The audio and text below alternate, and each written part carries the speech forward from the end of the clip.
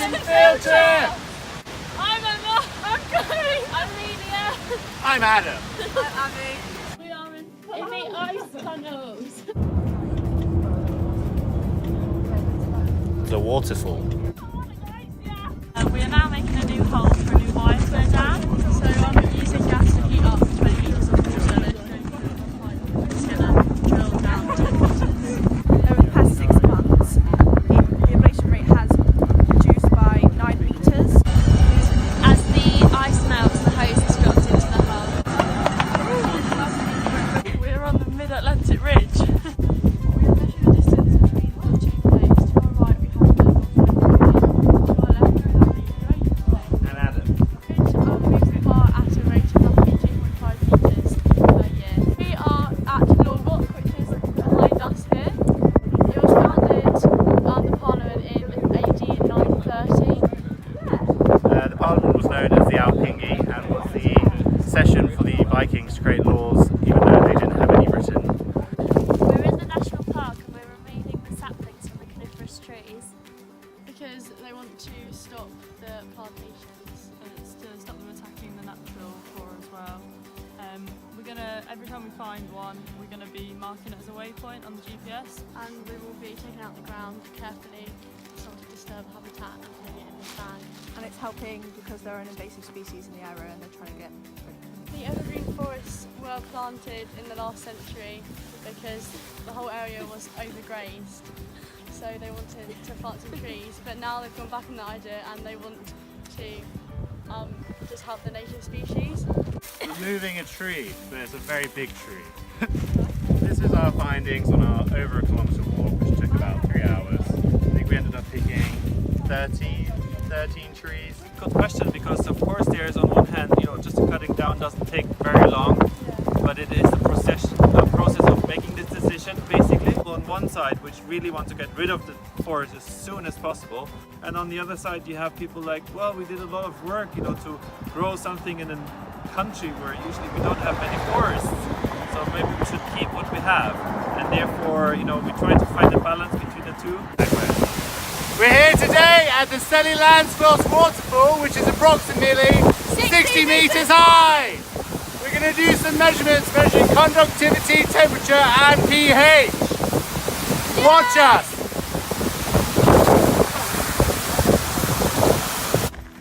We're climbing Eldfell. Behind us you can see lichen on the rocks. Which we'll also be measuring and comparing with ones found in the church graveyard. We're also going to be measuring the temperature of the ground all the way up to Eldfell. And we'll also be monitoring how much new land was created during the 1973 eruption. We are measuring the diameter of the lichen and the area it's covered to distinguish the age of the lava. We've just discovered a sign on our walk up to Eldfell, and it describes how the building used to be on this site during the volcanic eruption in 1973. However, it is now located 40 metres underneath where we are stood.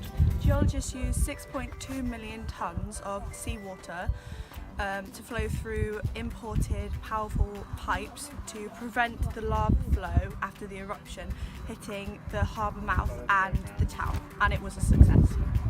Just discovered a sign that helps explain the devastation the 1973 eruption caused. As you can see here, there was plenty of houses in this area. Now if we look behind the sign, all destroyed, all gone. Doing a bit of quick math, I have figured out that the land mass has increased by 19.6% after the eruption. We've conquered Eldfell! We're at Sultan today. The hydrogen sulfide interacts with minerals in the soil, creating this landscape of orange and green and blue. The gases also percolate into the rocks and changes its structure, making it weak and more like a clay and mud-like consistency. These hot springs, mud pots and fumaroles reach depths of 1,000 metres and temperatures of 80 to 100 degrees Celsius. Snowing! When precipitation occurs, water infiltrates into the groundwater and infiltrates downwards towards the magma chamber, and then when it reaches close towards the magma chamber, the water heats up and also collects various metals and gases and then when it rises again, it will then be dispersed into hot springs, as you can see here, or fumaroles. Here at the Viking settlement, surrounded by a lava field, which formed in 1151 AD when a fault erupted.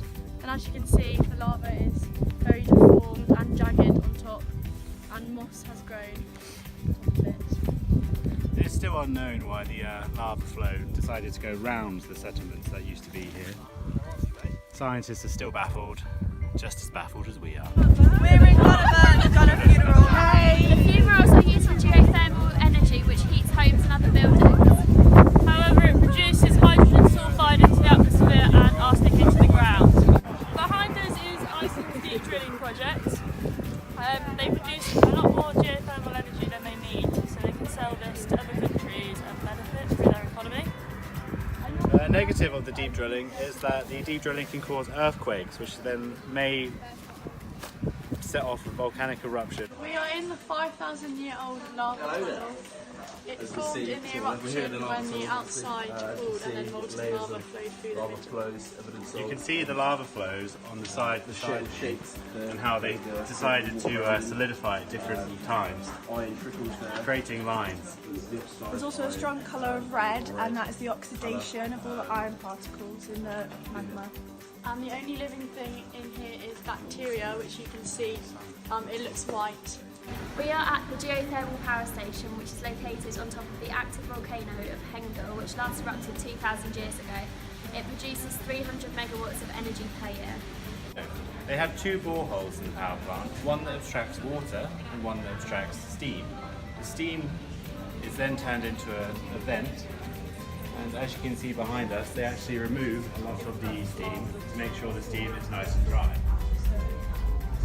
When the steam is dry, it is then passed through a turbine, which then creates a lot of electricity, which is then fed into a generator, which is then fed to the community.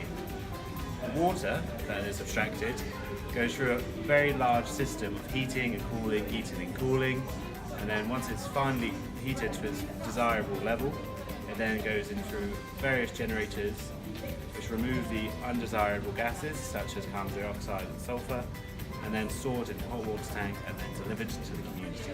The pipeline is 27 kilometres and it runs all the way to Reykjavik, all the way ahead to Perlan. The hot water is then used to heat homes and 22 swimming pools in Reykjavik. It also heats up streets in winter, so that when the snow falls on the ground, it just melts off straight away. A benefit of geothermal activity is that it makes electricity and heating very cheap in Iceland, whereas most things are very expensive, and it's renewable. And they also make enough energy that they can pump it to other countries. And the UK is going to start getting their electricity and heating from Iceland. Post-Brexit. A negative of this is that they have to remove the toxic chemicals of carbon dioxide and hydrogen sulfide manually. Another negative is that it's a closed system, so the system doesn't naturally recharge, so they have to re-inject the geothermal brine at the right pressure to be able to keep the system going. We're on the geyser! The water infiltrates into the groundwater through pores and aquifers until it meets the rocky surface. As the water boils, the increase in pressure creates columns of steam and water which burst through the Earth's surface. A geyser is a small hole connected to multiple long narrow tubes, and the longer the tube, the higher the pressure and the longer the eruption time. This is the Great Geyser. When it goes off, it's up to 60 to 80 metres high, however it's very infrequent. Compared to Strokka over there, which goes up every 6 to 8 minutes. Wow, it's massive! The river carving out the soft rock through the hard rock. There's a lot of erosion here, lateral, vertical, and probably some weathering as well. Geothermal energy has been used in greenhouses like this in Iceland since 1924. The construction behind me shows the mantle plume beneath Iceland. As you can see, Iceland's at the top and it's very small compared to the mantle plume. It's 15 to 20 million years old, and it's the reason that Iceland is the only country along the Mid-Atlantic Ridge. I'm currently looking at some information displayed at the lava centre about the GV3IFC volcano. The volcano itself is a low-angled stratovolcano with a large top crater. There is a glacier situated at the top, so when it erupts we do get a very large flow of water coming down the mountain. We're at the settlement exhibition and find out how the Vikings lived. The museum's key features are a timeline and panoramic view of how they lived. They also have a real 10th century hall which was excavated in 2001. The museum's actually built around it. The reason this exhibition is called 1871 plus or minus 2 is because they can use the eruption of Thorgelson to date the tephra deposits and using Iceland ice cores in Greenland to specifically date where the settlement was made. Guys, this is our final video. How was your impressions of Iceland? It